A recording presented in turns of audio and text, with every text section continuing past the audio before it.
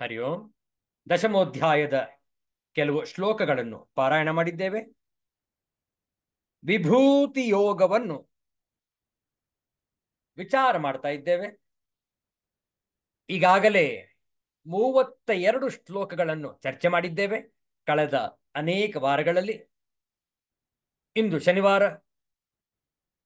ಆಷಾಢ ಮಾಸದ ಶುದ್ಧ ಚತುರ್ದಶಿ.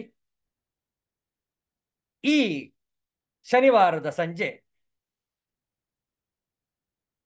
ವಿಭೂತಿ ಯೋಗವನ್ನು ಮುಂದುವರಿಸೋಣ. ಭಗವಂತನು ತನ್ನ ವಿಭೂತಿಯನ್ನು, ತನ್ನ ಮಹಿಮೆಯನ್ನು ಅನೇಕ ಹೆಸರುಗಳ ಮೂಲಕ ವ್ಯಕ್ತಪಡಿಸಿ ಇಂತಹ ಅನೇಕ ವಸ್ತುಗಳಲ್ಲಿ, ವಿಷಯಗಳಲ್ಲಿ, ವ್ಯಕ್ತಿಗಳಲ್ಲಿ ನನ್ನ ಆವಿರ್ಭಾವವನ್ನು ನೋಡಬಹುದು ಎಂದು ಕೆಲವೊಂದು ಮಾತ್ರ ಹೆಸರಿಸ್ತಾ ಇದ್ದಾನೆ ಭಗವಂತ.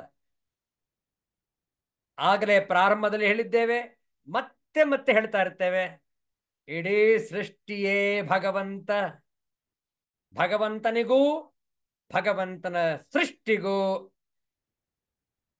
ಭೇದವಿಲ್ಲ, ವ್ಯತ್ಯಾಸವಿಲ್ಲ. ಈಗ ಒಬ್ಬ ಮನುಷ್ಯ ಒಂದು ವಸ್ತುವನ್ನು ತಯಾರು ಮಾಡಿದರೆ ಆ ವಸ್ತುವೇ ಬೇರೆ, ಮಾಡಿದಂತಹ ಕರ್ತ ಅವನೇ ಬೇರೆ, ಕರ್ತೃ ಅವನೇ ಬೇರೆ. ಹೌದಲ್ಲ? ಉದಾಹರಣೆಗೆ ಒಬ್ಬ ಮಡಿಕೆಯವ ಕುಂಬಾರ ಮಡಿಕೆಯನ್ನು ಮಾಡ್ತಾ ಇದ್ದಾನೆ. ಹೌದಲ್ಲ? ಮಡಕೆ ಕುಡಿಕೆಯನ್ನು ಮಾಡ್ತಾ ಇದ್ದಾನೆ. ಆದರೆ ಆ ಮಡಕೆ ಕುಡಿಕೆಗಳು ಕುಂಬಾರ ಅಂತ ಹೇಳಲಿಕ್ಕೆ ಬರೋದಿಲ್ಲ. ಕುಂಬಾರ ಕೇವಲ ಆ ಒಂದು ಮಣ್ಣಿನ ಪದಾರ್ಥಗಳನ್ನು, ವಸ್ತುಗಳನ್ನು ತಯಾರು ಮಾಡಿದ್ದಾನೆ ಅಷ್ಟೆ. ಆದರೆ ತಯಾರಿಸಿದ ವಸ್ತುಗಳನ್ನು ನಾವು ಕುಂಬಾರ ಅಂತ ಕರೆಯುವುದಿಲ್ಲ. ಕುಂಬಾರನೇ ಬೇರೆ, ಕುಂಬಾರ ಮಾಡಿದಂತಹ ವಸ್ತುಗಳೇ ಬೇರೆ. ಹೌದಲ್ಲ? ಆದರೆ ಭಗವಂತನ ಸೃಷ್ಟಿಯನ್ನು ಆ ರೀತಿಯಲ್ಲಿ ಅರ್ಥ ಮಾಡಿಕೊಳ್ಳಬಾರದು. ಭಗವಂತ ಹಾಗೂ ಭಗವಂತನ ಸೃಷ್ಟಿ ಒಂದೇ. ಭಗವಂತನೇ ತನ್ನ ಒಂದು ವಿಸ್ತಾರವನ್ನು ಅನೇಕ ರೂಪಗಳಲ್ಲಿ ವ್ಯಕ್ತಗೊಂಡಿದ್ದಾನೆ. ಸ್ತ್ರೀ ಆಗಬಹುದು, ಪುರುಷ ಆಗಬಹುದು, ವಸ್ತುವಾಗಬಹುದು, ಜಡ ಆಗಬಹುದು, ಜಂಗಮವಾಗಬಹುದು. ಹೌದಲ್ಲ? ಪ್ರಾಣಿಯಾಗಿರಲಿ, ಪಕ್ಷಿ ಆಗಿರಲಿ, ಮರವಾಗಿರಲಿ, ಗಿಡವಾಗಿರಲಿ, ಪರ್ವತವಾಗಿರಲಿ, ಮೀನಾಗಿರಲಿ, ಮೊಸಳೆಯಾಗಿರಲಿ, ಪ್ರತಿಯೊಂದು ಕೂಡ ಭಗವಂತನೇ. ಆದರೂ ಕೆಲವೊಂದು ವಿಶೇಷವಾಗಿ ಹೆಸರಿಸಿದಾಗ ಆ ಒಂದು ಮಹಿಮೆಯನ್ನು ನಾವು ನೋಡುವುದು ಸುಲಭ. ಹೌದಲ್ಲ? ಹಾಗಾಗಿ ಇಲ್ಲಿಯವರೆಗೆ ಅನೇಕ ಪಕ್ಷಿಗಳನ್ನು, ಪ್ರಾಣಿಗಳನ್ನು, ವ್ಯಕ್ತಿಗಳನ್ನು ನೋಡಿ ಆಗಿದೆ. ಇನ್ನು ಯಾವ ಯಾವ ವಿಭೂತಿಗಳಿದೆ ನೋಡುವ. ಶ್ಲೋಕದ ಸಂಖ್ಯೆ 33, 2 ಬಾರಿ ಪಾರಾಯಣ ಮಾಡುವ ಒಟ್ಟಿಗೆ. ಶ್ರೀ ಭಗವಾನುವಾಚ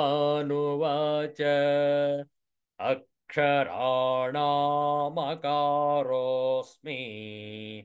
ದ್ವಂದ್ವಃ ಸಾಮಾಸಿಕಸ್ಯ ಚ ಅಹಮೇವಾಕ್ಷಯಃ ಕಾಲಃ ಧಾತಾಹಂ ವಿಶ್ವತೋ ಮುಖಃ. ಅಕ್ಷರಾಣಾಮಕಾರೋಸ್ಮಿ ದ್ವಂದ್ವಃ ಸಾಮಾಸಿಕಸ್ಯ ಚ ಅಹಮೇವಾಕ್ಷಯಃ ಕಾಲಃ ಧಾತಾಹಂ ವಿಶ್ವತೋ ಮುಖಃ. ಇಲ್ಲೂ ಕೂಡ ವಿಶೇಷವಾದಂತಹ ಸಂಸ್ಕೃತದ ವ್ಯಾಕರಣಗಳನ್ನು ತಿಳಿಸಲಾಗಿದೆ. ಅಕಾರಾದಿ ವಿಭೂತಿಗಳನ್ನು ಈ ಶ್ಲೋಕದಲ್ಲಿ ನಾವು ನೋಡಬಹುದು. ಪದಚ್ಛೇದ ನೋಡಿಕೊಳ್ಳಿ. ಅಕ್ಷರಾಣಾಂ ಅಕಾರಃ ಅಸ್ಮಿ ದ್ವಂದ್ವಃ ಸಾಮಾಸಿಕಸ್ಯ ಚ ಅಹಂ ಏವ ಅಕ್ಷಯಃ ಕಾಲಃ ಧಾತಾ ಅಹಂ ವಿಶ್ವತೋ ಮುಖಃ. ಬಹಳ ಸೊಗಸಾಗಿದೆ ನೋಡಿ. ಪರಮಾತ್ಮನ ವಿಭೂತಿಯನ್ನು ಎಷ್ಟು ಸ್ಪಷ್ಟವಾಗಿ ಇಲ್ಲಿ ಉಲ್ಲೇಖ ಮಾಡಲಾಗಿದೆ. ಅಹಂ ಅಕ್ಷರಾಣಾಂ ಅಕಾರಃ ಚ, ನಾನು ಅಕ್ಷರಗಳಲ್ಲಿ ಅಕಾರವಾಗಿದ್ದೇನೆ. ಮತ್ತು ಸಾಮಾಸಿಕಸ್ಯ ದ್ವಂದ್ವಃ ಅಸ್ಮಿ, ಸಮಾಸಗಳಲ್ಲಿ, ಸಾಮಾಸಿಕಸ್ಯ ಅಂತಂದ್ರೆ ಸಮಾಸಗಳಲ್ಲಿ ಅಂತ ಅರ್ಥ. ಸಮಾಸಗಳಲ್ಲಿ ದ್ವಂದ್ವಃ ಅಸ್ಮಿ, ನಾನು ದ್ವಂದ್ವ ಸಮಾಸ. ಯಾಕೆ ದ್ವಂದ್ವ ಸಮಾಸ? ಮುಂದೆ ವಿಚಾರ ಮಾಡುವ. ಅಕ್ಷಯ ಕಾಲಃ ಅಹಮಸ್ಮಿ, ನಾನು ಅಕ್ಷಯ ಕಾಲ. ಅಕ್ಷಯ ಕಾಲ ಅಂದ್ರೇನು? ಕ್ಷಯವಾಗದಿರುವಂತಹ ಕಾಲ. ಕಾಲಕ್ಕೆ ಮಹಾಕಾಲ ನಾನು, ಕಾಲಕ್ಕೂ ಮಹಾಕಾಲನಾದವನು ನಾನು. ವಿಶ್ವತೋಮುಖ, ಎಲ್ಲ ಕಡೆ ಮುಖವುಳ್ಳವನಾದ್ದರಿಂದ ವಿರಾಟ್ ಸ್ವರೂಪವನು, ವಿರಾಟ್ ಸ್ವರೂಪನು ವಿಶ್ವತೋಮುಖ. ಧಾತಾ, ಎಲ್ಲರ ಧಾರಣೆ ಪೋಷಣೆ ಮಾಡುವವನು ಅಹಂ ಏವ ಅಸ್ಮಿ, ಎಲ್ಲರ ಧಾರಣೆ ಪೋಷಣೆ ಮಾಡುವನು ಕೂಡ ನಾನೇ ಆಗಿದ್ದೇನೆ. ನೋಡಿ ಎಷ್ಟು ವಿಭೂತಿಗಳು.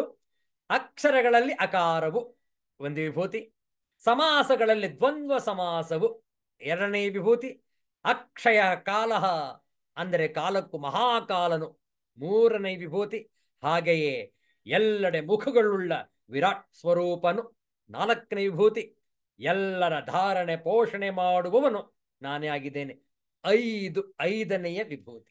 33ನೆಯ ಶ್ಲೋಕದಲ್ಲಿ 5 ವಿಭೂತಿಗಳನ್ನು ಹೆಸರಿಸಲಾಗಿದೆ.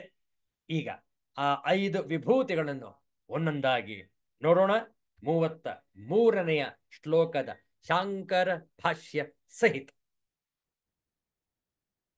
ಅಕ್ಷರಾಣಾಂ ವರ್ಣಾನಾಂ ಅಕಾರಃ ವರ್ಣಃ ಅಹಮಸ್ಮಿ.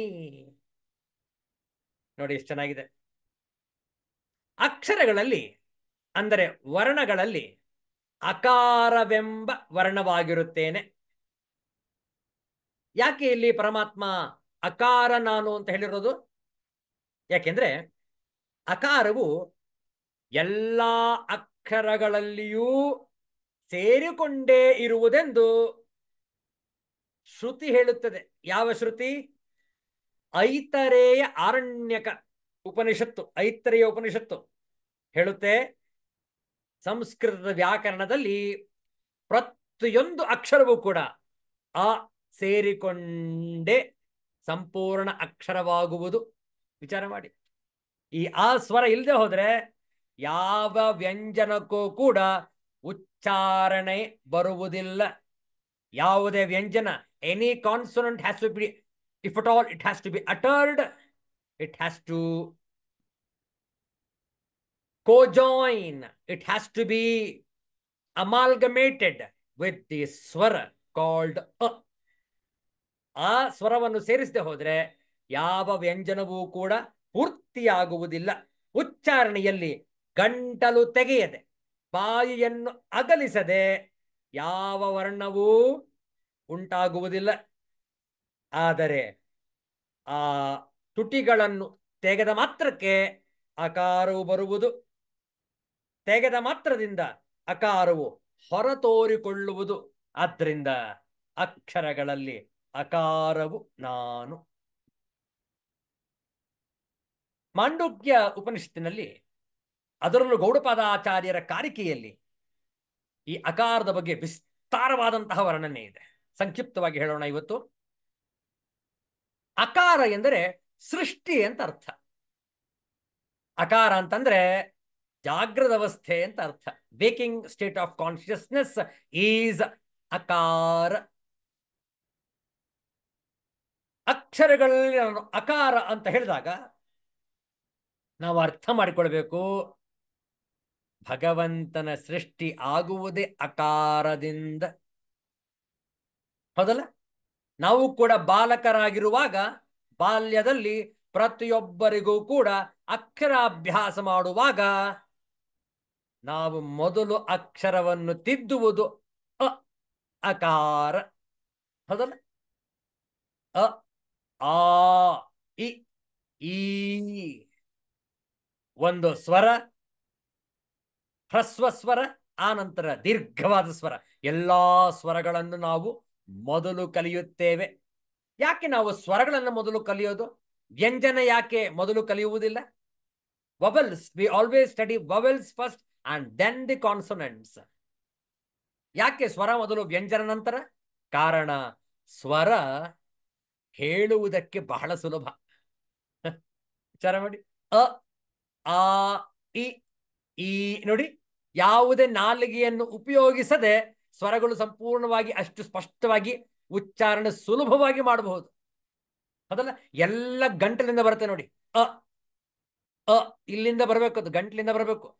ವಿಶುದ್ಧಿ ಚಕ್ರದ ಜಾಗೃತಿ ಆ ಗಂಟಲಿಂದ ಬರುವಾಗ ಬಾಯಿ ತೆರೆಯಬೇಕು. ಬಾಯಿ ತೆರೆದಾಗ ಬರುವುದೇ ಅಕಾರ. ಹೌದಲ್ಲ? ನೋಡಿ, ನಮ್ಮ ಹಿರಿಯರು ಎಷ್ಟು ಚೆನ್ನಾಗಿ ಮಾಡಿದ್ದಾರೆ. ಅಮ್ಮ ಅಂತ ಮೊದಲು ಆ ಮಗು ಹೇಳಿದಾಗ ಆ ತಾಯಿಗೆ ಎಂತಹ ಸಂತೋಷ. ಅಕಾರದಿಂದ ಆರಂಭವಾಗುವಂತಹ ಶಬ್ದ ಅಮ್ಮ, ಅಪ್ಪ. ಹೌದಲ್ಲ? ಅಜ್ಜ, ಅಜ್ಜಿ, ಎಲ್ಲ ಅಕಾರಗಳು ನೋಡಿ.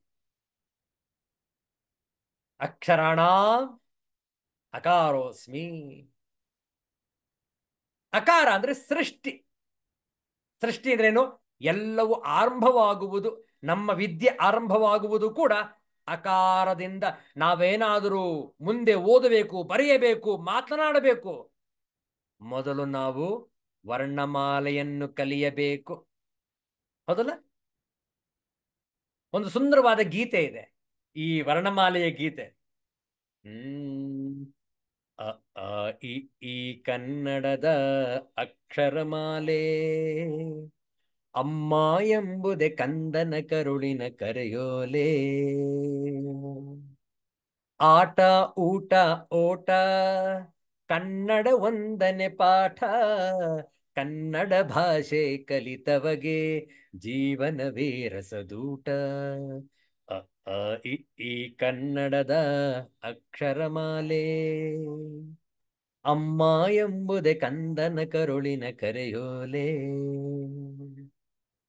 ಎಷ್ಟು ಸೊಗಸಾಗಿದೆ ಅಲ್ಲ ಆ ಹಳೆಯ ಒಂದು ಕನ್ನಡದ ಚಿತ್ರದ ಗೀತೆ. ಈಗಿನ ಗೀತೆಗಳನ್ನ ಹಾಡ್ಲಿಕ್ಕೆ ಮನಸ್ಸು ಬರೋದಿಲ್ಲ. ಹೌದಲ್ಲ? ಯಾಕೆ? ಅಲ್ಲಿ ಸಾಹಿತ್ಯ ಇಲ್ಲ, ಸಂಗೀತ ಇಲ್ಲ, ಆ ಒಂದು ಸುಶ್ರಾವ್ಯವಾಗಿ ಆಲಿಸುವಂತಹ ನಾದ ಇಲ್ಲ, ಆ ಸಾಹಿತ್ಯಕ್ಕೆ ಅರ್ಥ ಇಲ್ಲ. ಹೌದಲ್ಲ? ಆದ್ರೆ ಆ ನಮ್ಮ ಬ್ಲ್ಯಾಕ್ ಅಂಡ್ ವೈಟ್ ಯುಗ, ಕಪ್ಪು ಬಿಳುಪಿನ ಚಿತ್ರಗಳನ್ನು ನೋಡಿದ್ರೆ ಎಷ್ಟು ಸಾಹಿತ್ಯದ ಭಂಡಾರ ಅಲ್ಲಿ. ಹೌದಲ್ಲ? ನಾವು ಯಾವಾಗಲಾದ್ರೂ ಸಮಯ ಒದಗಿದಾಗ ಆ ಕಪ್ಪು ಬಿಳುಪು ಚಿತ್ರಗಳನ್ನೇ ನೋಡ್ತೇವೆ ನಾವು. ಹಿಂದಿ ಭಾಷೆ ಆಗಬಹುದು, ಅಥವಾ ಕನ್ನಡ ಆಗಬಹುದು, ಇಂಗ್ಲಿಷ್ ಆಗಬಹುದು, ಎಲ್ಲವೂ ಕೂಡ ಬ್ಲ್ಯಾಕ್ ಅಂಡ್ ವೈಟ್ ಬಹಳ ಚೆನ್ನಾಗಿ ತೆಗೆದಿದ್ದಾರೆ. ಯಾಕೆ? ಅಲ್ಲಿ ಸಾಹಿತ್ಯಕ್ಕೆ ಗಮನ ಕೊಡ್ತಾ ಇದ್ರು, ಅಕ್ಷರಗಳಿಗೆ, ಆ ಪದಗಳ ಜೋಡಣೆಗೆ, ಸಾಹಿತ್ಯದ ಅರ್ಥಕ್ಕೆ ಬಹಳ ಒತ್ತು ಕೊಡ್ತಾ ಇದ್ರು. ಸಂಗೀತವು ಹಾಗೆ, ಯಾವುದೇ ಅತ್ಯಂತ ಆರ್ಭಟ ಇಲ್ಲ ಆ ಸಂಗೀತದಲ್ಲಿ. ಹೌದಲ್ಲ? ಅತ್ಯಂತ ಮೆಲುದನಿಯಾದಂತಹ ಬ್ಯಾಕ್ಗ್ರೌಂಡ್ ಮ್ಯೂಸಿಕ್, BGM. ಅದಕ್ಕೆ ಆ ಹಾಡಿಗೆ ತಕ್ಕಂತೆ ರಾಗ, ಆ ರಾಗ ಸಂಯೋಜನೆ, ಆ ಕಥೆಗೆ ಹೇಗೆ ಬೇಕೋ ಅದಕ್ಕೆ ತಕ್ಕ ಹಾಗೆ ಸಂಗೀತ. ಎಷ್ಟು ಸೊಗಸಾಗಿತ್ತು ನೋಡಿ. ನಾವೆಲ್ಲರೂ ಕಲಿಯುವುದು ವರ್ಣಮಾಲೆ ಆಕಾರದಿಂದ. ಅಲ್ಲಿಂದಲೇ ನಮ್ಮ ವಿದ್ಯೆ ಆರಂಭವಾಗಿದ್ದು ನೋಡಿ. ಮೊದಲ ಆಗೆಲ್ಲ ಸ್ಲೇಟು ಬಳಪ ಅಂತೆಲ್ಲ ಇರ್ತಾ ಇತ್ತು. ಈಗೆಲ್ಲ ಅದೆಲ್ಲ ಇಲ್ಲ ಅಂತ ಇಟ್ಕೊಳ್ಳಿ. ನಾವೇನ್ ಮಾಡ್ತಾ ಇದ್ವು? ಆ ಹಿರಿಯರು ನಮ್ಮ ಕೈ ಹಿಡ್ಕೊಳ್ತಾ ಇದ್ರು, ಕೈ ಹಿಡ್ಕೊಂಡು ತಿದ್ದಿಸ್ತಾ ಇದ್ರು. ಇದ್ರ ಮೇಲೆ 10 ಸಲ ತಿದ್ದು ಅಂತ ಇದ್ರು. ಅದ್ರ ಮೇಲೆ ಬಾಯಲ್ಲಿ ಹೇಳಬೇಕು, ಕೈಯಲ್ಲಿ ಬರೀಬೇಕು, ಬಾಯಲ್ಲಿ ಹೇಳಬೇಕು, ಕೈಯಲ್ಲಿ ಬರೀಬೇಕು. ನಮ್ಮ ಬಾಯಿ ತೆರೆಯಿತು, ಗಂಟಲಿಗೆ ಸಂಸ್ಕಾರ ಸಿಕ್ಕಿತು. ಹೌದಲ್ಲ? ಅಕ್ಷರಾಣ ಅಕಾರೋಸ್ಮಿ. ಭಗವಂತ ಆವಿರ್ಭಾವಗೊಳ್ತಾನೆ ನಾವು ವಿದ್ಯೆ ಆರಂಭ ಮಾಡಿದಾಗ, ಮಾತನಾಡಿದಾಗ. ನೋಡಿ, ಒಂದು ವಿಶೇಷವಾದ ವಿಚಾರ ಮನಸ್ಸಿಗೆ ಬರ್ತಾ ಇದೆ. ಮನುಷ್ಯ ಮಾತ್ರ ಮಾತಾಡ್ತಾನೆ ನೋಡಿ ಈ ಜಗತ್ತಿನಲ್ಲಿ. ಮನುಷ್ಯ ಮಾತ್ರ. ಯಾವ ಪ್ರಾಣಿ ಪಕ್ಷಿ ಮಾತನಾಡೋದಿಲ್ಲ ಈ ಜಗತ್ತಲ್ಲಿ. ಯಾವುದಿಲ್ಲ, ಎಲ್ಲವೂ ಮೌನ, ನೀರವ ಮೌನ. ಕೆಲವೊಮ್ಮೆ ಅರಚಬಹುದು, ಕಿರಿಚಬಹುದು, ಹಾಡು ಅಂತ ಹೇಳ್ತೇವೆ ಪಕ್ಷಿಗಳದು ಕಲರವ, ಆದ್ರೆ ಮಾತಲ್ಲ ಅದು. ಹೌದಲ್ಲ? ಭಗವಂತ ಮನುಷ್ಯನಿಗೆ ಮಾತ್ರ ಈ ಒಂದು ಶಕ್ತಿಯನ್ನ ಕೊಟ್ಟಿದ್ದ. ಮುಂದೆ ಹೇಳ್ತಾನೆ ಪರಮಾತ್ಮ ಈ ವಿಭೂತಿ ಯೋಗದಲ್ಲಿ, ವಾಕ್ ನಾನು ಅಂತಾನೆ. ಮುಂದೆ ಬಹುಶಃ ಇನ್ 2-3 ಶ್ಲೋಕದ ನಂತರ ಬರಬಹುದು ಅದು. ವಾಕ್ ಶಕ್ತಿಯೇ ಪರಮಾತ್ಮ. ನೋಡಿ, ನಾವು ಮಾತನಾಡಿದಾಗ ಆ ವಾಗ್ದೇವಿಗೆ ನಮಸ್ಕರಿಸಬೇಕು ನಾವು. ಹೇ ದೇವಾ, ಈ ಮಾತಿನ ಶಕ್ತಿ ಕೊಟ್ಟಿದ್ಯಲ್ಲ, ಎಂತಹ ವಿಭೂತಿ ನಿನ್ನದು, ಎಂತಹ ಲೀಲೆ ನಿನ್ನದು.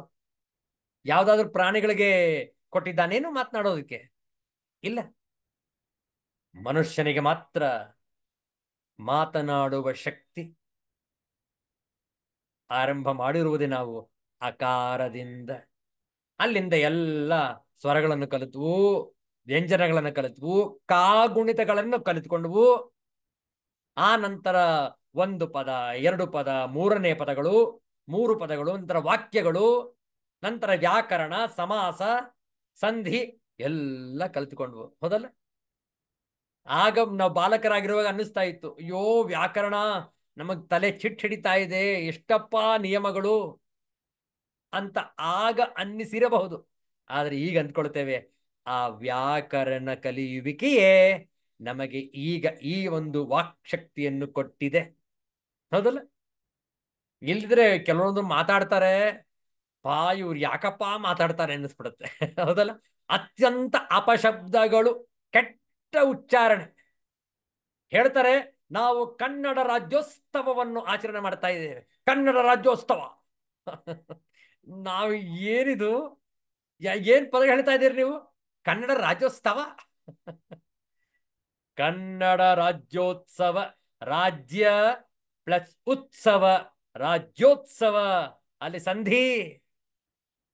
ವಿಚಾರ ಮಾಡಿ, ಎಲ್ಲವೂ ಪ್ರಾರಂಭವಾಗಿರೋದು ಈ ಅಕಾರದಿಂದ.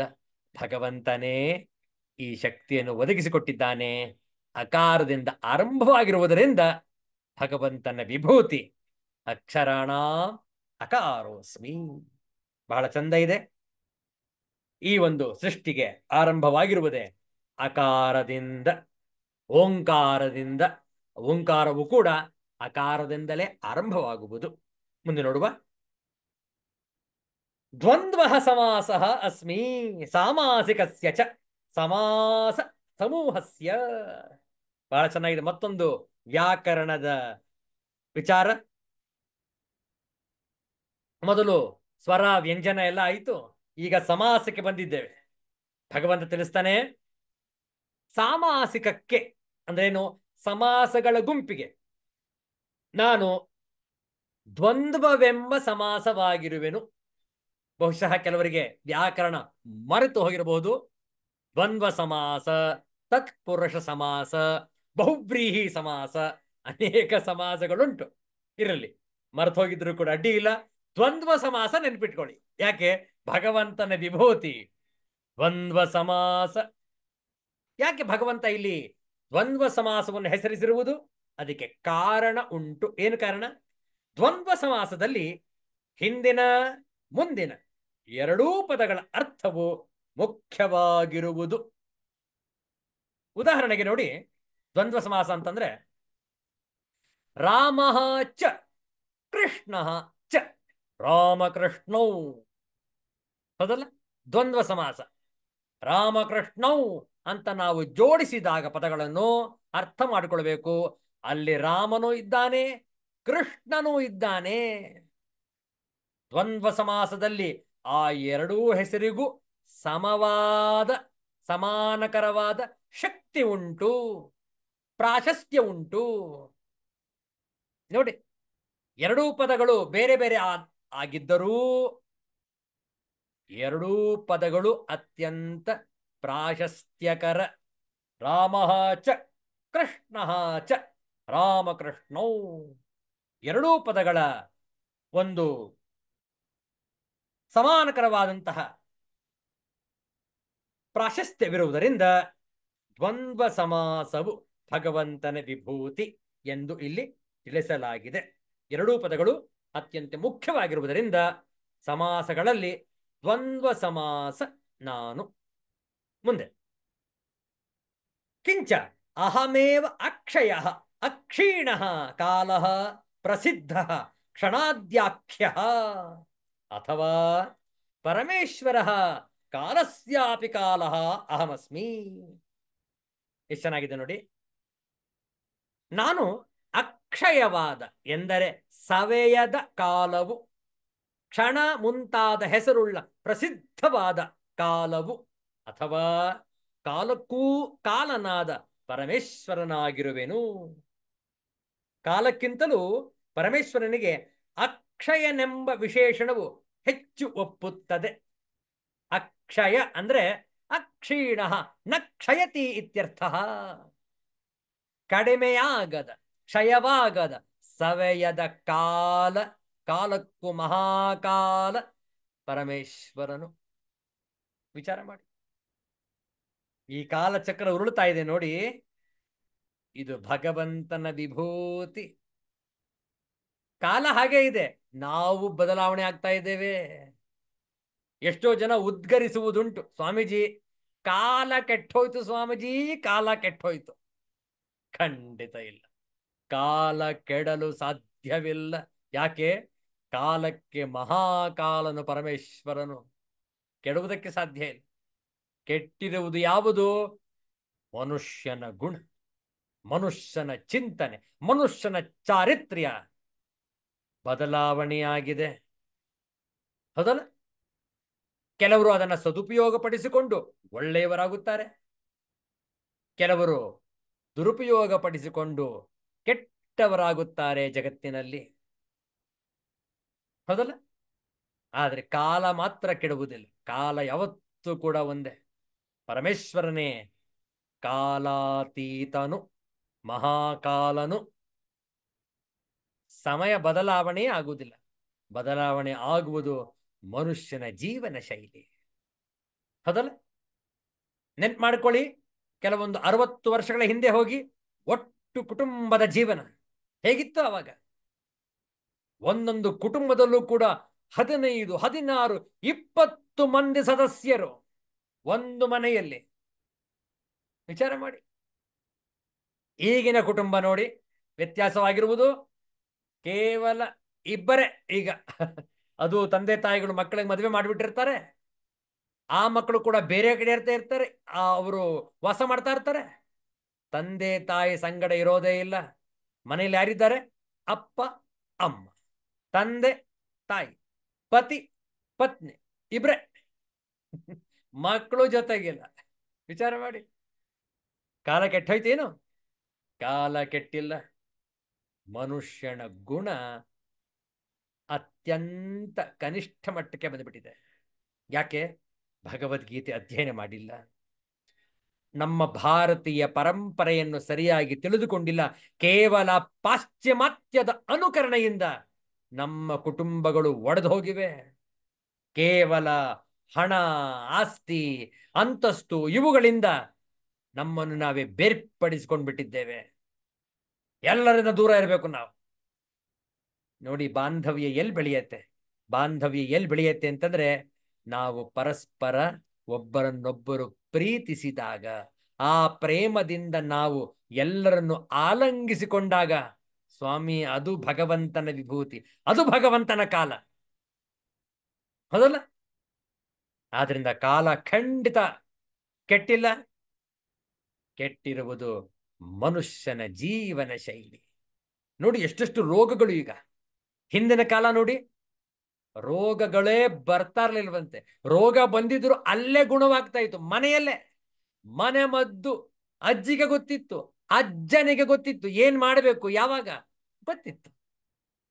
ರೋಗವೇ ಇರಲಿಲ್ಲ ಅವರಿಗೆ. ಎಲ್ಲೋ ಅಪರೂಪಕ್ಕೆ, ಬಹುಶಃ ಆ ಮಾತೆ ಗರ್ಭಿಣಿಯಾದಾಗಲೋ ಅಥವಾ ಸ್ವಲ್ಪ ವಯಸ್ಸಾದಾಗಲೋ ಕೆಲವೊಂದು ನಾನಾ ರೋಗಗಳು ಬರ್ತಾ ಇದ್ವು. ಅದಕ್ಕೆ ಚಿಕಿತ್ಸೆಯೂ ಇರಲಿಲ್ಲ, ಅವರು ಹಸು ನೀಗ್ತಾ ಇತ್ತು. ಹೌದಲ್ಲ? ಮುಗ್ದೆ ಹೋಗ್ತಾ ಇತ್ತು ಅಲ್ಲಿಗೆ. ಇನ್ನು ಪ್ರಾಣವೇ ಇಲ್ಲ ಅಂದಮೇಲೆ ಚಿಕಿತ್ಸೆ ಏನು? ಹೌದಲ್ಲ? ಆದ್ರೆ ಈಗಿನ ಕಾಲ ನೋಡಿ, ಸ್ವಲ್ಪ ನೆಗಡಿ ಆದ್ರೆ ಸಾಕು, ಶೀತವಾದ್ರೆ ಸಾಕು, ಓಡ್ ಹೋಗ್ಬಿಡುತ್ತೆ ವೈದ್ಯರ ಹತ್ರ. ಅವ್ರು ನೀವು ಬರೋದೇ ಕಾಯ್ತಾ ಇರ್ತಾರ. ಯಾಕಂದ್ರೆ ಅವ್ರು ದುಡಿಮೆ ಆಗ್ಬೇಕಾ? ನೀವು ಬರೋದೇ ಕಾಯ್ತಾ ಇರ್ತಾರೆ, ಒಂದು ಬಿಲ್ ಹಾಕ್ಬಿಡ್ತಾರೆ. ಎಷ್ಟೊಂದು ಇಂಜೆಕ್ಷನ್, ಅದು ಇದು ಟೆಸ್ಟ್ ಮಾಡಿಸಿ ಒಟ್ಟು ಇಷ್ಟು ಅಂತ ಸಾವಿರ ನಿಮಗೆ ಬಿಲ್ ಕೊಟ್ಟು ಅವರ ಜೀವನ ಉದ್ಧಾರವಾಯಿತು, ನಿಮ್ಮ ರೋಗ ಗುಣವಾಗಲಿಲ್ಲ. ವಿಚಾರ ಮಾಡಿ. ನಿರೋಗಿಯಾಗಿರ್ಬೇಕಾದ್ರೆ ಕಾಲವನ್ನು ಅರ್ಥ ಮಾಡ್ಕೊಳ್ಬೇಕು ನಾವು. ಕಾಲ ಹಿಂದೆ ಹೇಗಿತ್ತೋ ಅದೇ ರೀತಿಯಾಗಿ ನಾವು ಈಗ ಜೀವನ ಶೈಲಿಯನ್ನು ರೂಪಿಸಿಕೊಳ್ಳಬೇಕು, ಭಗವಂತನನ್ನು ಸ್ಮರಿಸಬೇಕು. ಹೌದಲ್ಲ? ಆ ಹಿಂದಿನ ಕಾಲದ ಯಾವ ಜೀವನ ಶೈಲಿ ಇತ್ತೋ ಅದನ್ನು ಈಗಲೂ ಕೂಡ ನಾವು ಅಳವಡಿಸಿಕೊಳ್ಳಬಹುದು. ಇಷ್ಟು ಆಧುನಿಕ ತಂತ್ರಜ್ಞಾನವಿದ್ದರೂ ಕೂಡ ಹಿಂದಿನ ಕಾಲದ ಆ ಭಗವಂತನ ಕಾಲದ ಜೀವನ ಶೈಲಿಯನ್ನೇ ಈಗಿನ ಭಗವಂತನ ಕಾಲದಲ್ಲೂ ಕೂಡ ನೆರವೇರಿಸಬಹುದು. ಹೌದಲ್ಲ? ನಿಮ್ಗೇನು ರುಬ್ಬೋದಕ್ಕೆ ನಾಚಿಕೆ ಏನು? ಒರಳು ಕಲ್ಲು ಹಿಡ್ಕೊಂಡು ರುಬ್ಬಿ ನೋಡೋಣ. ಮಿಕ್ಸಿ ಯಾಕಬೇಕು? ವೆಟ್ ಗ್ರೈಂಡರ್ ಯಾಕಬೇಕು? ಇಲ್ಲ ಸ್ವಾಮೀಜಿ, ಅದೆಲ್ಲ ಹಳೆ ಕಾಲ. ರುಬ್ಬೋದು ಮಾಡೋದು ಅದಕ್ಕೆ ರೋಗ. ರುಬ್ಬಿ ನೀವು ಬೀಸಿ, ಕಲ್ ಬೀಸ್ತಾ ಇರಿ, ಆಹಾ ಎಂತಹ ಆರೋಗ್ಯ. ಎಲ್ಲವೂ ಕೂಡ ನಾವು ಕಣ್ಣಾರೆ ನೋಡಿದ್ದು ನೋಡಿ. ಈಗೆಲ್ಲ ಕೇವಲ ಅದು ಮಾಯ ಆಗಿ ಹೋಗಿದೆ. ಒರಳು ಕಲ್ಲು ಉಪಯೋಗಿಸೋದಿಲ್ಲ, ಬೀಸುವ ಕಲ್ಲು ಉಪಯೋಗಿಸೋದಿಲ್ಲ. ಇದ್ದರೂ ಕೂಡ ಎಲ್ಲೋ ಒಂದ್ ಕಡೆ ಇಟ್ಟಿದ್ದಾರೆ ಸುಮ್ಮನೆ ಪೂಜೆ ಮಾಡೋದಿಕ್ಕೆ. ಯಾವಾಗ? ನವರಾತ್ರಿ ಸಂದರ್ಭದಲ್ಲಿ ಆಯುಧ ಪೂಜೆ ಮಾಡ್ಬೇಕಾದ್ರೆ ಅದಕ್ಕೊಂದು ಅರ್ಶಿನ ಕುಂಕುಮ ಹಾಕಿ, ಅಕ್ಷತೆ ಹಾಕಿ, ಹೂ ಹಾಕ್ಬಿಟ್ರೆ ಅಲ್ಲಿ ನಾವು ನಮ್ಮ ಒಂದು ಕಾಟಾಚಾರ ಮುಗಿಯಿತು. ಭಗವಂತ ಕಾಲ, ಆ ಕಾಲವನ್ನು ನಾವು ಗೌರವಿಸಬೇಕು. ಹೌದಲ್ಲ? ಗೌರವಿಸು ಜೀವನವ, ಗೌರವಿಸು ಚೇತನವ ಎಂದು ಅರುಹಿದರು ಸನ್ಮಾನ್ಯ ಡಾಕ್ಟರ್ ಡಿ.ವಿ. ಗುಂಡಪ್ಪನವರು. ಕಾಲವನ್ನು ಗೌರವಿಸೋಣ, ಭಗವಂತನನ್ನು ಆರಾಧಿಸೋಣ. ಕಾಲಕ್ಕೆ ಮಹಾಕಾಲನು ಭಗವಂತನು. ಮುಂದೆ ಧಾತ ಅಹಂ ಕರ್ಮಫಲಸ್ಯ ವಿಧಾತ ಸರ್ವ ಜಗತಃ ವಿಶ್ವತೋಮುಖ ಸರ್ವತೋಮುಖ. ಎರಡು ವಿಭೂತಿಗಳು ನೋಡಿ. ವಿಶ್ವತೋಮುಖನಾದ ಎಂದರೆ ಎಲ್ಲೆಲ್ಲಿಯೂ ಮುಖವುಳ್ಳ. ಮುಖವುಳ್ಳ ಅಂದ್ರೆ ಅರ್ಥ ಏನು? ಎಲ್ಲ ಕಡೆ ಮುಖ ಇದೆ ಅಂತ ಅರ್ಥ ಏನು? ಇಲ್ಲ. ಆತ ಸರ್ವಜ್ಞ ಎಂಬ ಅರ್ಥವನ್ನು ಇಲ್ಲಿ ಹೇಳಲಾಗಿದೆ. ಸರ್ವಜ್ಞನಾದಂತಹ ಭಗವಂತನು ವಿಶ್ವತೋಮುಖನು. ಧಾತನು, ಧಾತನ ಅರ್ಥ ಏನು? ಜಗತ್ತಿಗೆಲ್ಲ. ಕರ್ಮಫಲಸ್ಯ ವಿಧಾತ. ಧಾತ ಅಂತಂದ್ರೆ ಜಗತ್ತಿಗೆಲ್ಲ ಕರ್ಮಫಲವನ್ನು ಗೊತ್ತು ಮಾಡುವವನು ನಾನು. ನೋಡಿ ಭಗವಂತನ ವಿಭೂತಿ. ಯಾಕೆ ಭಗವಂತನಲ್ಲಿ ಧಾತ ಅಂತ ಕರೆದಿರುವುದು, ವಿಧಾತ ಅಂತ ಕರೆದಿರುವುದು? ನೋಡಿ, ನಾವು ನಮ್ಮ ರಾಷ್ಟ್ರಗೀತೆಯಲ್ಲಿ ಹಾಡ್ತೇವೆ ಈ ಪದವನ್ನು, ಧಾತ ವಿಧಾತ ಹೇಳ್ತೇವೆ. ಮೊದಲ ಸಾಲು ನೋಡಿ. ಜನಗಣ ಮನ ಅಧಿನಾಯಕ ಜಯ ಹೇ ಭಾರತ ಭಾಗ್ಯ ವಿಧಾತ. ಹೌದಲ್ಲ? ಭಾರತ ಭಾಗ್ಯ ವಿಧಾತ. ಧಾತ ಅಂತಂದ್ರೆ ದಯಪಾಲಿಸುವವನು, ಕೊಡುವವನು. ಯಾವುದನ್ನು ಕೊಡುವನು? ಭಾಗ್ಯ ವಿಧಾತ, ಭಾಗ್ಯವನ್ನು ಕೊಡುವವನು. ಯಾರು ಕೊಡ್ತಾರೆ? ನಮ್ಮ ಭಾರತ ಮಾತೆ. ಯಾರು ಭಾರತೀಯರೋ ಭಾಗ್ಯ ವಿಧಾತ. ಅವರು ಭಾಗ್ಯವನ್ನು ದಯಪಾಲಿಸಿಕೊಂಡಿರುವವರು. ಎಂತಹ ಪುಣ್ಯಾತ್ಮರು ನೋಡಿ. ನಾವೆಲ್ಲರೂ ಕೂಡ ಭಾರತೀಯರಾಗಿದ್ದೇವೆ. ಎಷ್ಟು ಹೆಮ್ಮೆ ನಮಗೆ. ಹೌದಲ್ಲ? ನಾವು ಎಲ್ಲಾದ್ರೂ ಪ್ರಯಾಣ ಮಾಡುವಾಗ ಕೇಳ್ತಾರೆ, Swamiji from which nation are you? ನಾವು ಹೆಮ್ಮೆಯಿಂದ ಹೇಳ್ತೇವೆ, ಐ ಆಮ್ ಎ ಭಾರತೀಯ. ಎಷ್ಟು ಚೆನ್ನಾಗಿದೆ ನೋಡಿ. ವಿಧಾತ ಪರಮಾತ್ಮನು ಎಲ್ಲರಿಗೂ ಕೂಡ ಕರ್ಮ ಫಲವನ್ನು ಕೊಡುವವನು. ಕರ್ಮವನ್ನು ಕೊಡುವವನಲ್ಲ, ಕರ್ಮ ಫಲವನ್ನು ಕೊಡುವವನು. ಕರ್ಮ ನೀವು ಮಾಡ್ತೀರಿ, ಫಲವನ್ನು ಪರಮಾತ್ಮ ಕೊಡ್ತಾನೆ. ವಿಚಾರ ಮಾಡಿ. ಯಾಕೆ? ನೀವು ಏನ್ ಮಾಡ್ತೀರಿಯೋ ಅದೇ ನಿಮಗೆ ಕೊಡೋದು, ಬೇರೆ ಏನಲ್ಲ. ಮಾಡಿದ್ದುಣ್ಣೋ ಮಹಾರಾಯ ಅಂದ್ರು ನಮ್ಮ ಹಿರಿಯರು. ಹೌದಲ್ಲ? ನಿಮ್ಮ ಕರ್ಮಕ್ಕೆ ತಕ್ಕಂತೆ ಫಲ. ನೀವೊಬ್ಬರಿಗೆ ಹಿಂಸೆ ಮಾಡಿದ್ದೀರಿ, ನಿಮಗೂ ಕೂಡ ಯಾರೋ ಹಿಂಸೆ ಮಾಡಿಯೇ ಮಾಡುವರು. ನಾವು ಯಾರಿಗೋ ಮೋಸ ಮಾಡಿದ್ದೇವೆ, ನಾವು ಕೂಡ ಖಂಡಿತವಾಗಲು ಮತ್ತೊಬ್ಬರಿಂದ ಮೋಸಗೊಂಡಿರುತ್ತೇವೆ, ಮೋಸಗೊಳ್ಳುತ್ತೇವೆ. ಯಾಕೆ? ನಾವು ಮಾಡಿದ್ದದೆ ಪರೋಪಕಾರವನ್ನು ಮಾಡಿ, ಯಾವ ಫಲವನ್ನು ಅಪೇಕ್ಷಿಸದೆ ಮತ್ತೊಬ್ಬರಿಗೆ ಉಪಕಾರವನ್ನು ಮಾಡಿ, ನಿಮಗೆ ಅರಿವಿಲ್ಲದೆಯೇ ನಿಮಗೂ ಕೂಡ ಯಾರು ಉಪಕಾರ ಮಾಡುವರು. ಯಾಕೆ? ಕರ್ಮಕ್ಕೆ ತಕ್ಕ ಹಾಗೆ ಕರ್ಮ ಫಲ. ವಿಚಾರ ಮಾಡಿ. ಕರ್ಮಫಲ ಸಿದ್ಧಾಂತ ಅತ್ಯಂತ ಚಾಕಚಕ್ಯತೆಯಿಂದ ನಡೆಯುವುದು. ಯಾರಿಗೂ ಅದರಲ್ಲಿ ಏನದು ಪಕ್ಷಪಾತವಿಲ್ಲ. No partiality, no ಬಯಾಸ್ನೆಸ್.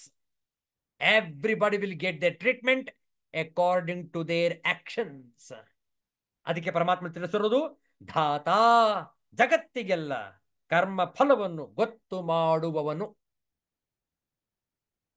ಅದರಿಂದ ನೋಡಿ, ನಾವು ನಮ್ಮ ಕರ್ಮವನ್ನು ಮಾಡುವಾಗ ಬಹಳ ಜಾಗರೂಕತೆಯಿಂದ ಎಚ್ಚರಿಕೆಯಿಂದ ಮಾಡಬೇಕು. ಏನ್ ಮಾಡ್ತಾ ಇದ್ದೇವೆ ಅದರ ಸಂಪೂರ್ಣ ಅರಿವು ನಮಗಿರಬೇಕು. ವಿಚಾರ ಮಾಡಿ. ತಮಾಷೆ ಬೇಡ, ಅಸಡ್ಡೆ ಬೇಡ, ನಿರ್ಲಕ್ಷ್ಯ ಬೇಡ. ನಮ್ಮ ಆಲೋಚನೆಗಳ ಬಗ್ಗೆ ಜಾಗೃತಿ ಇರಲಿ. ಏನ್ ಮಾಡ್ತಾ ಇದ್ದೇವೆ, ಏನ್ ಮಾತಾಡ್ತಾ ಇದ್ದೇವೆ, ಗಮನವಿಟ್ಟು ಗಮನಿಸಿಕೊಂಡು ಎಚ್ಚರಿಕೆಯಿಂದ ಜಾಗರೂಕತೆಯಿಂದ ಚಿಂತಿಸಿ ಮಾತನಾಡುವ. Let us look before we leap, because as you sow you reap. ಹೌದಲ್ಲ? ನಮ್ಮ ಭಾರತೀಯತೆ, ಭಾರತೀಯರು ನಾವು, ನಮ್ಮ ಹಿರಿಯರು ಈ ಸಂಸ್ಕಾರವನ್ನು ಮೊದಲಿಂದ ನಮಗೆ ಹೇಳ್ಕೊಡ್ತಾ ಬಂದಿದ್ದಾರೆ. ಯಾವಾಗ ನಾವಿನ್ನೂ ಕೂಡ ಪುಸ್ತಕವನ್ನು ಓದುವ ಹಂತದವರೆಗೂ ಕೂಡ ಬಂದಿರಲಿಲ್ಲ, ಆಗಿನಿಂದಲೇ ನಮಗೆ ಆರಂಭವಾಗಿ ಹೋಗಿತ್ತು ಸಂಸ್ಕಾರದ ಪಾಠ. ಇನ್ನೂ ಬರೆಯೋದಕ್ಕೆ ಓದುವುದಕ್ಕೂ ಕೂಡ ಬರುವುದಿಲ್ಲ, ಕೇವಲ ಮಾತನಾಡ್ತಾ ಇದ್ವು ಅಷ್ಟೇ. ಹೌದಲ್ಲ? ಪದಗಳನ್ನ ಜೋಡಿಸ್ತಾ ಇದ್ರು, ಹೇಳ್ಕೊಡ್ತಾ ಇದ್ರು, ನಾವು ಅದನ್ನು ಕೇಳಿಸಿಕೊಂಡು ಅದೇ ರೀತಿ ಪುನರಾವರ್ತನೆ ಮಾಡ್ತಾ ಇದ್ವು. ಇನ್ನೂ ಬರಿದಿಲ್ಲ, ಇನ್ನು ಓದಿಲ್ಲ, ಕೇವಲ ಮಾತು. ಅದರಿಂದಲೇ ನಮಗೆ ಸಂಸ್ಕಾರವನ್ನು ಹಾಕೊಟ್ರು. ನೀನು ಇಂತಹ ಸುಕರ್ಮಗಳನ್ನು ಮಾಡು, ನಿನ್ನ ಫಲವು ಉತ್ತಮವಾಗಿ ಸಿಗುವುದು, ನಿನಗೆ ಫಲವು ಉತ್ತಮವಾಗಿ ಸಿಗುವುದು. ಹೌದಲ್ಲ? ಫಲಶ್ರುತಿ. ಯಾವುದೇ ಪಾರಾಯಣವನ್ನು ಮಾಡಿ ಅದಕ್ಕೊಂದು ಫಲಶ್ರುತಿ ಅಂತ ಇರುತ್ತೆ. ಈ ರೀತಿ ನೀನು ಕರ್ಮ ಮಾಡಿದ್ದಿ, ಆದ್ರೆ ನಿನಗೆ ಇಂತಿಂತಹ ಫಲಗಳು ದೊರೆಯುವವು. ಆದರೆ ನಾವು ಫಲವನ್ನು ಅಪೇಕ್ಷಿಸಿ ಮಾಡುವುದಾದರೆ ಆ ಫಲವು ದೊರಕುವುದಿಲ್ಲ. ಯಾಕೆ? ನಾವು ಅಪೇಕ್ಷೆ ಇಟ್ಟುಕೊಂಡು ಮಾಡಿದ್ವು. ನಾವು ಕರ್ಮ ಫಲದ ಅಪೇಕ್ಷೆ ಮಾಡಬಾರದು. ಕಾರಣ, ಕರ್ಮ ಫಲದ ಹಕ್ಕುದಾರರು ನಾವಲ್ಲ. ನಮ್ಮ ಹಕ್ಕು ಕೇವಲ ಕರ್ಮ ಮಾಡುವುದು. ಹೌದಲ್ಲ? ಭಗವಂತ ಆಗಲೇ ಅಪ್ಪಣೆ ಕೊಡಿಸಿದ್ದಾನೆ, ಕರ್ಮಣಿ ಏವತೆ ಅಧಿಕಾರ ಮಾ ಫಲೇಶು ಕದಾಚನ. ಕರ್ಮಣಿ ಏವತೆ ಅಧಿಕಾರ, ಕರ್ಮಗಳನ್ನು ಮಾಡುವುದು ಮಾತ್ರ ನಿನಗೆ ಅಧಿಕಾರ ಕೊಟ್ಟಿರುವುದು, ಕರ್ಮ ಫಲದ ಅಧಿಕಾರ ಕೊಟ್ಟಿಲ್ಲ. ಯಾಕೆ? ಧಾತಾ, ಪರಮಾತ್ಮನು ಕರ್ಮ ಫಲವನ್ನು ಕೊಡುವವನು. ನೀವು ಹೇಗೆ ಬ್ಲೂ ಪ್ರಿಂಟ್ ಕೊಟ್ಟಿದ್ದೀರೋ ಅದರಂತೆ ನಿಮಗೆ ಫಲಪ್ರಾಪ್ತಿ. ಹೌದಲ್ಲ? ಆದ್ರಿಂದ ನಾವು ಕರ್ಮಗಳನ್ನು ಮಾಡುವಾಗ ಎಚ್ಚರಿಕೆಯಿಂದ ಇರೋಣ. ಈ ಭಾರತೀಯತೆಯ ಮಾತು ಬಂದಾಗ ಯಾವತ್ತೂ ಕೂಡ ನಾವು ನಮ್ಮ ಪೂಜ್ಯ ಗುರುದೇವರು ಸ್ವಾಮಿ ಚಿನ್ಮಯಾನಂದರನ್ನು ನೆನಪಿಸಿಕೊಳ್ಳುತ್ತೇವೆ. ಕಾರಣ, ಅವರು ಅನೇಕ ವಿದೇಶ ಸಂಚಾರ ಮಾಡ್ತಾ ಇದ್ರು. ಹಾಗೆ ಒಂದು ಕಸ್ಟಮ್ಸ್ ಆಫೀಸರ್ ಏರ್ಪೋರ್ಟ್ ಅಲ್ಲಿ ಚೆಕ್ ಮಾಡ್ತಾ ಇರ್ತಾರೆ. ಆ ಕಸ್ಟಮ್ಸ್ ಆಫೀಸರ್ ಕೇಳಿದ ಪೂಜ್ಯ ಗುರುದೇವರನ್ನ, Gurudev, you must be an Indian, am I right? ಆಗ ಗುರುದೇವರು ಉತ್ತರ ಕೊಟ್ಟರು, I am not an Indian, I am India. ನಾನು ಭಾರತೀಯನವನಲ್ಲ, ನಾನೇ ಭಾರತ ಅಂದ್ರು ಪೂಜ್ಯ ಗುರುದೇವರು. ಕಾರಣ, ಈ ವಿಭೂತಿ ಯೋಗದಲ್ಲಿ ಆ ಭಾರತೀಯತೆಯ ಆ ಸಂಸ್ಕಾರ ಆ ಒಂದೊಂದು ಅಕ್ಷರದಲ್ಲೂ ಕೂಡ ಅಡಕವಾಗಿದೆ. ಅಂತಹ ವಿಭೂತಿ ಯೋಗವನ್ನು ನಾವು ಚರ್ಚೆ ಮಾಡ್ತಾ ಇದ್ದೇವೆ. ಭಾರತೀಯರಾಗಿ ನಾವು ಇದನ್ನು ಕೂಲಂಕುಷವಾಗಿ ಅರ್ಥ ಮಾಡಿಕೊಂಡು ಅದನ್ನು ಜೀವನದಲ್ಲಿ ಅಳವಡಿಸಿಕೊಳ್ಳಲು ಪ್ರಯತ್ನಿಸಬೇಕು. ಮುಂದುವರಿಯೋಣ. 34ನೇ ಶ್ಲೋಕ 2 ಬಾರಿ ಪಾರಾಯಣ. ಮೃತ್ಯು ಸರ್ವಹರಶ್ಚಾಹಂ ಉದ್ಭವಶ್ಚ ಭವಿಷ್ಯತಾಂ ಕೀರ್ತಿಶ್ರೀರ್ವಾಕ್ಚ ನಾರೀಣಾಂ ಸ್ಮೃತಿರ್ಮೇಧಾ ಧೃತಿ ಕ್ಷಮಾ. ಮೃತ್ಯು ಸರ್ವಹರಶ್ಚಾಹಂ ಉದ್ಭವಶ್ಚ ಭವಿಷ್ಯತಾಂ ಕೀರ್ತಿಶ್ರೀರ್ವಾಕ್ಚ ನಾರೀಣಾಂ ಸ್ಮೃತಿರ್ಮೇಧಾ ಧೃತಿ ಕ್ಷಮಾ. ಆಗ್ಲೇ ವಾಕ್ ಶಕ್ತಿಯ ಬಗ್ಗೆ ಮಾತಾಡ್ತಾ ಇದ್ವು. ಈ ಶ್ಲೋಕದಲ್ಲೇ ಬಂದೇ ಬಿಡ್ತು. ಕೀರ್ತಿ ಶ್ರೀಹಿ ವಾಕ್ ನಾರೀಣಾಂ ಸ್ಮೃತಿ ಮೇಧಾ ಧೃತಿ ಕ್ಷಮಾ. ಅತ್ಯಂತ ವಿಸ್ತಾರವಾದಂತಹ ವರ್ಣನೆ. ಇದನ್ನು ನಾಳೆ ದಿವಸ ಸಂಜೆ ಭೇಟಿ ಮಾಡಿದಾಗ ಮುಂದುವರಿಸೋಣ. ನಾಳೆ ಅತ್ಯಂತ ಪಾವನಕರವಾದಂತಹ ದಿನ. ನಮಗೆಲ್ಲರಿಗೂ ಕೂಡ ಗುರುಗಳು, ನಮಗೆ ಪರಮಾತ್ಮ ಸ್ವರೂಪರು, ನಮ್ಮ ಪೂಜ್ಯ ಗುರುದೇವರು ಹಾಗೂ ಎಲ್ಲ ನನ್ನ ಆಚಾರ್ಯರು ಯಾರ್ಯಾರು ನನಗೆ ಬುದ್ಧಿಯನ್ನು ಕಲಿಸಿಕೊಟ್ಟು ಈ ರೀತಿಯಲ್ಲಿ ನಡೆಯಪ್ಪ ಅಂತ ಹೇಳಿ ನನಗೆ ಮಾರ್ಗದರ್ಶನ ಮಾಡ್ತಾ ಇದ್ದಾರೆ, ಅವರೆಲ್ಲರಿಗೂ ಕೂಡ ಗೌರವವನ್ನು ಸೂಚಿಸುವಂತಹ ದಿನ ಆಷಾಢ ಪೂರ್ಣಿಮಾ. ಆಷಾಢ ಹುಣ್ಣಿಮೆ, ವ್ಯಾಸ ಹುಣ್ಣಿಮೆ, ವ್ಯಾಸರು ಜನಿಸಿದ ದಿನ. ವ್ಯಾಸ ಪೂಜೆಯನ್ನು ಮಾಡಬೇಕು. ಆ ನಂತರ ಅನೇಕ ಗುರುಗಳು, ಪೀಠಾಧಿಪತಿಗಳು ಚಾತುರ್ಮಾಸದ ವ್ರತವನ್ನು ಕೂಡ ಆರಂಭ ಮಾಡುವರು. ಇಂತಹ ಒಂದು ಸುಕರ್ಮದಲ್ಲಿ, ಈ ಒಂದು ಕರ್ಮಯೋಗದಲ್ಲಿ ನಾವೆಲ್ಲರೂ ಕೂಡ ಪಾಲ್ಗೊಳ್ಳೋಣ. ನಾಳೆ ದಿವಸ ಸಂಜೆ 7 ಗಂಟೆಗೆ ಸರಿಯಾಗಿ ಭಗವದ್ಗೀತಾ ಅಧ್ಯಯನವನ್ನು ಮುಂದುವರಿಸೋಣ. ಶಾಂತಿ ಮಂತ್ರ. ಓಂ ಸರ್ವೇ ಭವಂತು ಸುಖಿನಃ, ಸರ್ವೇ ಸಂತು ನಿರಾಮಯಾಃ, ಸರ್ವೇ ಭದ್ರಾಣಿ ಪಶ್ಯಂತು, ಮಾ ಕಶ್ಚಿತ್ ದುಃಖಭಾಗ್ ಭವೇತ್. ಅಸತೋ ಮಾ ಸದ್ಗಮಯ, ತಮಸೋ ಮಾ ಜ್ಯೋತಿರ್ಗಮಯ, ಮೃತ್ಯೋರ್ಮಾ ಅಮೃತಂಗಮಯ. ಓಂ ಶಾಂತಿ ಶಾಂತಿ ಶಾಂತಿ. ಹರಿ ಓಂ. ಶ್ರೀ ಗುರುಭ್ಯೋ ನಮಃ. ಹರಿ ಓಂ. ಮತ್ತೆ ಭೇಟಿಯಾಗೋಣ. ಎಲ್ಲರಿಗೂ ಒಳಿತಾಗಲಿ, ಎಲ್ಲರಿಗೂ ಶುಭವಾಗಲಿ. ಜೈ ಶ್ರೀ ಗುರುದೇವ ದತ್ತ.